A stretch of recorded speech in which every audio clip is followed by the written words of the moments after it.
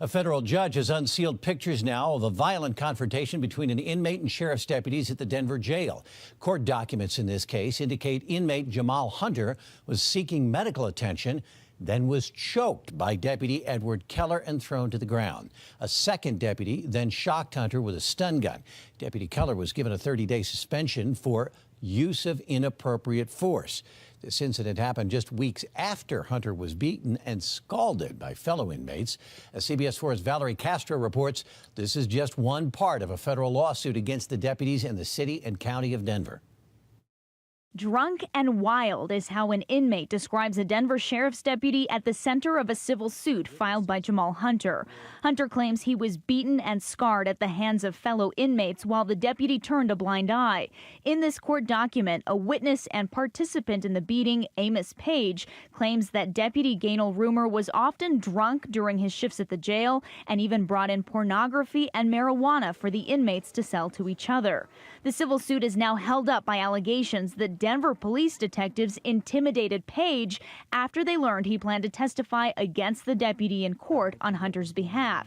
Federal Judge John Kane has requested a federal investigation of DPD. He's taking the additional step and saying something is not right here and there needs to be outsiders, and in this case the federal system, coming in and looking for possible civil rights violations. In a conversation documented between DPD detectives and Page, they warn him if he testifies, you're subjecting yourself to a felony criminal charge for what happened to Jamal. Page was never prosecuted for the 2011 attack, and the district attorney's office refused the case twice. Hunter's attorney claims the threat was nothing short of retribution for Page's testimony. There's going to be oversight. It's not going to be a matter of things as usual in terms of the Denver Police Department. Valerie Castro, CBS 4 News. Denver's police chief wants to make it easier for his cops to seek help for alcohol problems after recent arrests linked to abuse.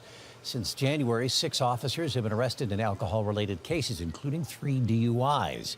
The chief believes alcohol is a crutch for dealing with a difficult job, and he says in the past, officers have been hesitant to report problems because it automatically led to an internal affairs investigation. Got to do a better job in creating an environment where officers feel comfortable in self-reporting. Hand in hand with that is we have to create an environment where their co-workers feel comfortable in reporting an officer in crisis. Under the new policy, if the officers haven't violated any laws, self-reporting will not affect their careers on the force.